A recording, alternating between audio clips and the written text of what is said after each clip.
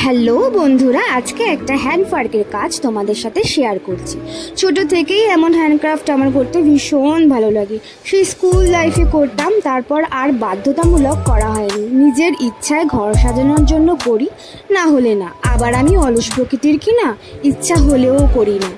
তো যাই হোক, এমনই একটা কাজ যেটা ছিল আমার এক স্টুডেন্টের। বর্তমানে স্টুডেন্টদের কাজগুলোই করি। ওই যে বললাম, এইসব কাজ আমার ভীষণ পছন্দ। তো এই কাজটি ছিল তাল পাতার পাখার উপর কাজ। নিয়ে বসে পড়লাম মাঝরাতে। প্রথমে সাদা রং দিয়ে কভার করে ফেললাম। এরপর ডিজাইন করতে হবে। কি করব ভেবে কলকা শুরু করলাম। কলকা আঁকতে গিয়ে খুবই অসুবিধা হয়েছিল, কারণ পাখাটি সমান্তরাল ছিল না। এখন তোমরা বলতেই পারো, নাচতে না জানলে তো উঠোন বেঁকা হবেই। তা ঠিকই বলবে, কারণ কলকা আর্ট করা আমার কাছে খুবই চাপের ব্যাপার।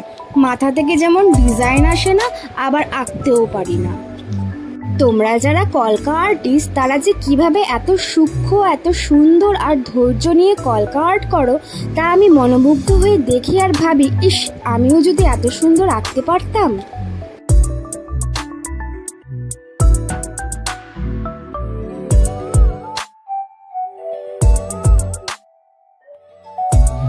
যাই হোক, ডিজাইন তো হলো কোনো রকমের। তারপরও দেখি কেমন একটা সাদা মাটা লাগছে, তাই হলুদ দিয়ে হলদে বানিয়ে ফেললাম। না, পুরোটা আবার হলদে বানাইনি, কিছু কিছু জায়গায় আবার লাল রঙও করেছিলাম।